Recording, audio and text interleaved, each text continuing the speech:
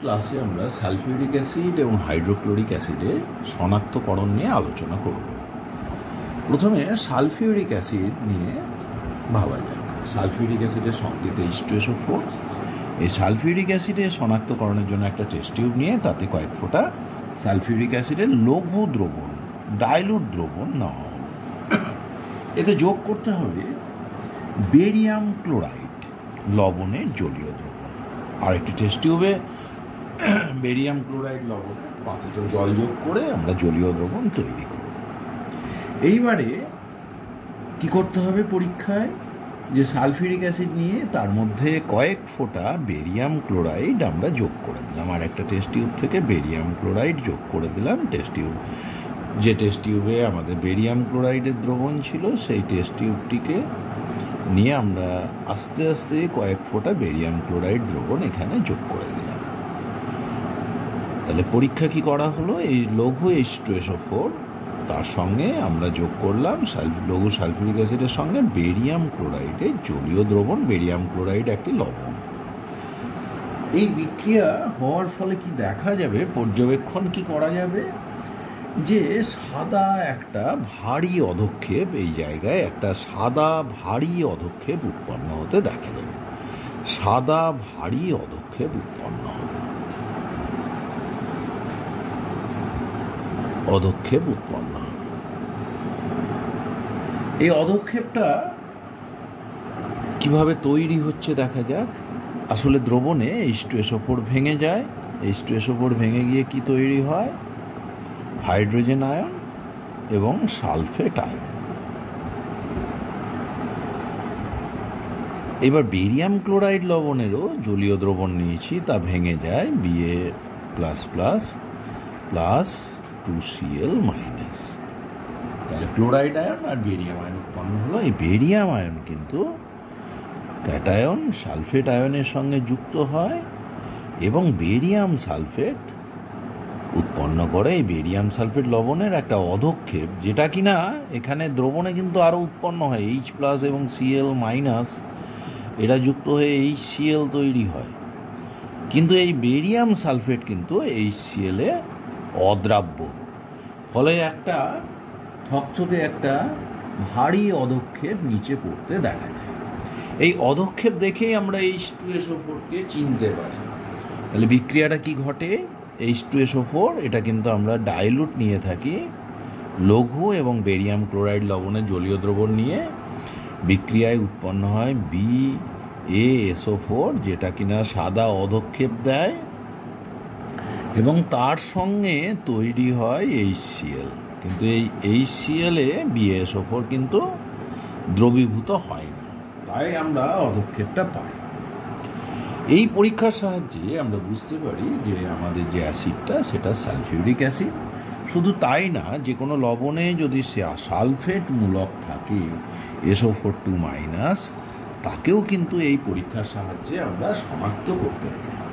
এরপরে আমরা দেখে নিই যে এক্সপেরিমেন্টালি এটা আমরা কী করে পাই। সালফিউরিক অ্যাসিডের জলীয় দ্রবণে যদি আমরা বেরিয়াম ক্লোরাইড যোগ করি, মানে BaCl2, তাহলে BaSO4 বেরিয়াম সালফেটের অধক্ষেপ করছে। ঠিক আছে, তাহলে দেখো, তাহলে আমরা এটার মধ্যে আমার জল আছে, আমার এটা যেহেতু গাঢ় সালফিউরিক অ্যাসিড, তাহলে এক ফোঁটা আমি এখান থেকে যদি দিয়ে দিই সালফিউরিক অ্যাসিডটা, তাহলে এটা ডাইলুট অ্যাসিড হয়ে যাবে।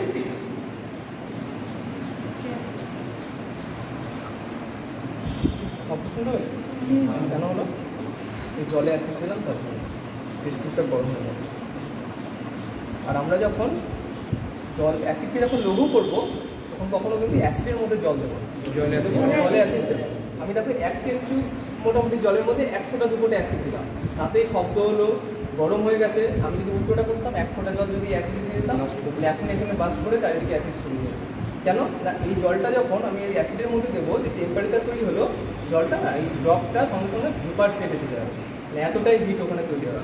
বাষ্প যদি তৈরি হয়ে যায় তাহলে কী হবে, ওটা ছড়িয়ে করবে, এরকম ছিটিয়ে যাবে চারিদিকে, বাষ্প হয়ে যাবে, বিকার ভেঙে যেতে এখন। তাহলে তার জন্য আমি কী করলাম, জলের মধ্যে অ্যাসিড দিলাম। এরপরে তাহলে কী চলে এসছে এখানে, সালফেট মূলক SO4₂- চলে এসছে সালফেট। এর মধ্যে আমি যোগ করছি কি বেরিয়াম BaCl। দেখি কী হয়, দেখো একটা ক্লিয়ার সলিউশন।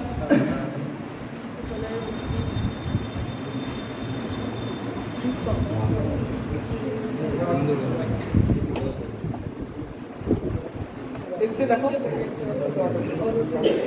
কিরকম দেখতে, কিসের মতো দেখতে? দুধ না, তুমি যে দই তৈরি করো না বাড়িতে, তার শেষে জলীয় যে অংশটা তার মতন না, তাই তো বইয়ে বলছে ঠকঠকে দই। দেখে নাও, হাতে দেখো, আস্তে আস্তে নিচে পড়বে, ভুলে আছে তো, আস্তে আস্তে বড় কণা হবে, যদি আমি ওজনের রেখে জন্য দিই নিচে না। সমস্তটা নিচের দিকে চলে যাবে।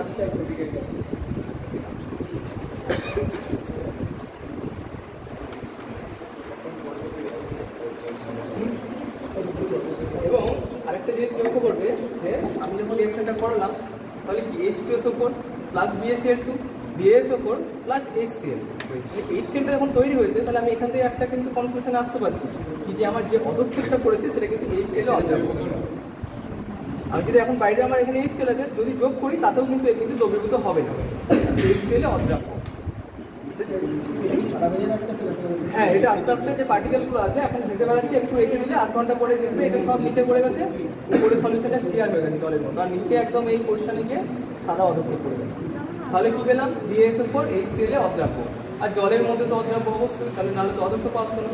আবার যদি HCl এর মধ্যে যদি অদ্রাব্য না হতো তাহলে কিন্তু এটা আবার ভুলে যেত, কারণ এই সলিউশনটার মধ্যে এখন HCl কিন্তু রয়েছে।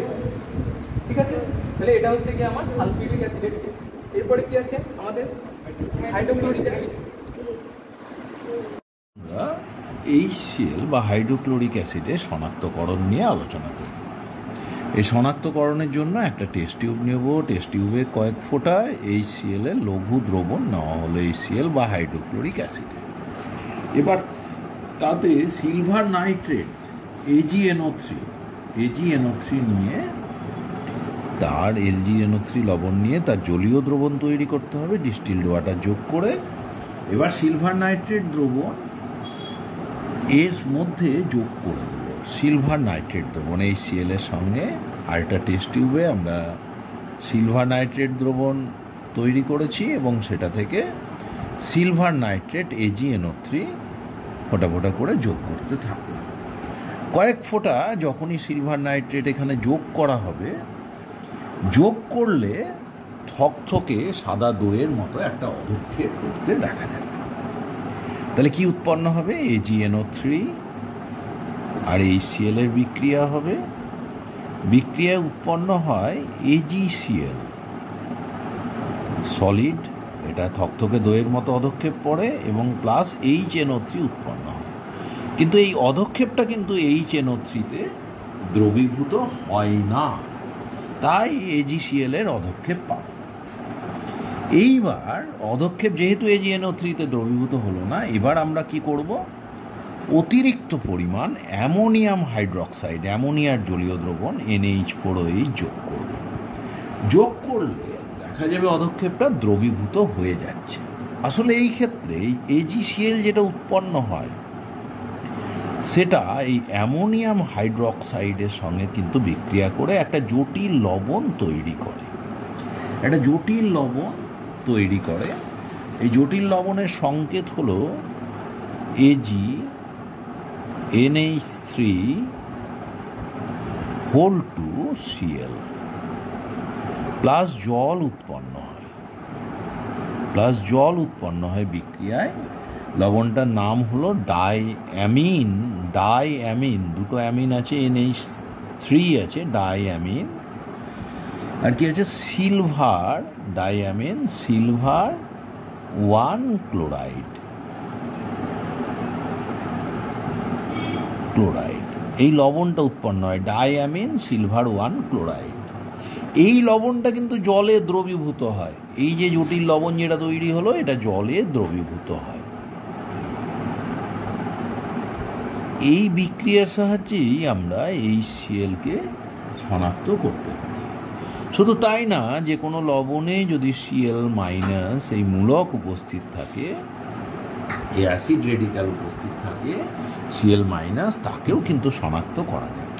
সুতরাং বিক্রিয়াটি হলো HCl এর জলীয় দ্রবণ নিলাম, মানে লঘু HCl নিলাম, আর তাতে সিলভার নাইট্রেট যে লবণ তার জলীয় দ্রবণ নিয়ে ধীরে ধীরে যোগ করলে কয়েক ফোঁটা HCl নিয়ে তাতে কয়েক ফোঁটা AgNO3 বা সিলভার নাইট্রেটে জলীয় দ্রবণ যোগ করলে পরে একটা থকথকে দইয়ের মতো অধক্ষেপ পড়ে, যে অধক্ষেপটা কিন্তু HNO3-তে দ্রবীভূত হয় না, কিন্তু অতিরিক্ত NH4OH যোগ করলে অধক্ষেপটা দ্রবীভূত হয়। দ্রবীভূত হওয়ার কারণ হলো একটা জটিল লবণ তৈরি হয়, যার সংকেত হলো AgNH3(2Cl) ডাইঅ্যামিন সিলভার 1 ক্লোরাইড। এই লবণটা এটা কিন্তু জলে দ্রবীভূত হয়, তার ফলে অধক্ষেপও কিন্তু দ্রবীভূত হয়ে যায়।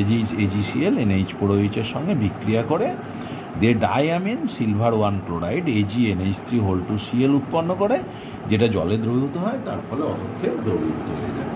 এবার আমরা ল্যাবরেটরিতে পরীক্ষা করে দেখে নেব যে কিভাবে আমরা HCl-কেও শনাক্ত করতে পারি।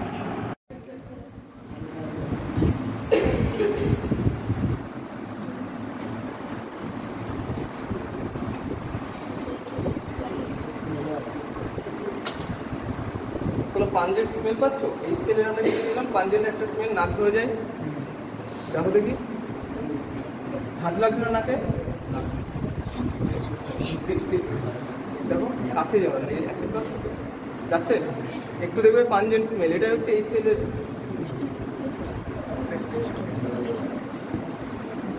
তাহলে দেখো HCl এর মধ্যে কি আয়ন আছে? H+, Cl-। তাহলে Cl- বা ক্লোরাইড আয়নটা যদি আমি তোমার টেস্ট করতে পারি, তাহলে হচ্ছে কি আমার HCl এর পরীক্ষা হয়ে গেল। তাহলে ক্লোরাইড আয়নের আমরা যখন শনাক্তকরণ করবো, তখন আমরা কি ইউজ করি? AgNO3 বা সিলভার নাইট্রেট। দেখতে পাচ্ছ? তাহলে সিলভার নাইট্রেট। আচ্ছা, একটা জিনিস দেখো যে বোতলটা কিন্তু কালো হয়ে আছে, কেন বলো তো? কারণ এই সিলভার নাইট্রেটটা রেখেছি তো, এটা কিন্তু এখানে অধক্ষেপ গায়ের মধ্যে পড়ে আছে, ওই জন্য সিলভার কালো হয়ে আছে। এখানে আপনি অ্যাসিডের মধ্যে জল দিলেন, এটা তো HCl, ওই জন্য এখানে কিন্তু কিছু হলো না, কারণ এর যে রিয়াকশনটা আর HClটা হচ্ছে ডাইলিউট হয়ে গেছে, কিন্তু তাও কিন্তু গরম হয়েছে। টেস্ট টিউব কিন্তু গরম হবে, অ্যাসিড বেস, অ্যাসিড জল যাই করি তাতে কিন্তু গরম হবে। তো আমার যদি সালফিক অ্যাসিড হতো তাহলে কিন্তু এটা কিন্তু টেস্ট টিউব ফেটে যাবে একদিন। দেখো তাহলে এর মধ্যে AgNO3 যোগ করছে।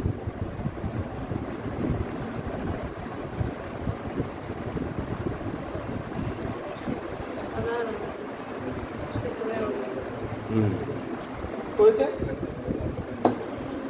এবার তাহলে কার্ডিওয়েড প্রেসিডেন্ট এটা কিসের মধ্যে বলে না? কিসে অদ্রাব্য? HNO3-তে অদ্রাব্য। আর কিসে দ্রাব্য? NH4OH।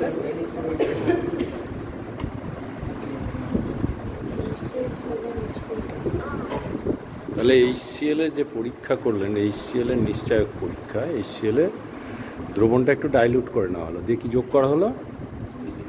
AgNO3 silver nitrate. তাহলে অধক্ষেপটা কিসের তৈরি হলো? AgCl সিলভার ক্লোরাইড, যেটা ওখানে কিন্তু HNO3, যেটা HNO3 দিলে ওটা গুলবে না, কিন্তু অ্যামোনিয়াম হাইড্রোক্সাইড নিয়ে আসা হয়েছে। অ্যামোনিয়াম হাইড্রোক্সাইডে ওটা গন্ধ কোথায় পাও? তাই তো, তাহলে এটা হচ্ছে অ্যামোনিয়ার গন্ধ। দেখি কি হয়।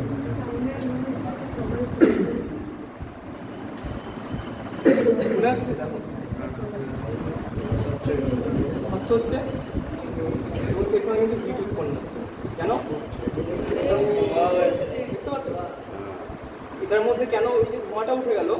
যার মধ্যে যদি কোনো আনরিঅ্যাক্টিভ, আমি যখন HCl ইউজ করেছিলাম, ঠিক আছে, সেই HCl এর মধ্যে ছিল HCl আর এদিকে কি দিয়েছি?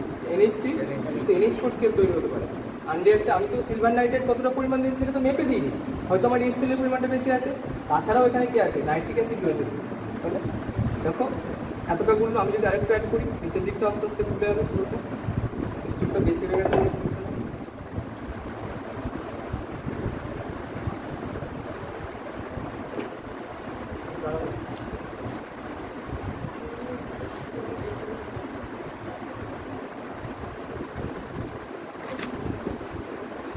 একটু কমিয়ে নিলাম যাতে ভুলে যায়, রিয়াকশন আমি যাচ্ছি নাড়াতে পারি, ভুলে গেল। তাহলে অ্যামোনিয়াম হাইড্রোক্সাইডে হচ্ছে গিয়ে দ্রাব্য, আর হচ্ছে গিয়ে HNO3 অদ্রাব্য। আর HNO3 তো এই মাধ্যমেই তৈরি হয়ে গেছে। আমি যখন HCl এর মধ্যে আমি যখন AgNO3 যোগ করলাম, তাহলে AgNO3 থেকে কি এসছে? ওখান থেকে NO3 মাইনাস এসছে, আর কি এসছে? Ag প্লাস এসছে। আর আমার এই সলিউশনে HCl এর মধ্যে কি ছিল? H প্লাস আর Cl মাইনাস ছিল। তাহলে Ag প্লাস আর Cl মাইনাস অধক্ষিপ্ত হয়ে গেল, মানে সলিউশন থেকেও আলাদা হয়ে গেল, কঠিন হয়ে অধক্ষিপ্ত হয়ে গেল। তাহলে আমার দ্রবণের মধ্যে কে ঘুরে বেড়াচ্ছে দেখুন, H প্লাস NO3 মাইনাস, তাহলে এই তার মানে সেটা HNO3, তাহলে HNO3 যদি ওকে দ্রবীভূত করতেই পারতো তাহলে তো আমার অধক্ষেপটাই করতো না, ক্লিয়ার সলিউশন থাকতো। কিন্তু আমি তারপরে যখন অ্যামোনিয়া যোগ করলাম তখন, বা অ্যামোনিয়াম হাইড্রোক্সাইড যোগ করলাম তখন কিন্তু এটা দেখো ভুলে গেল।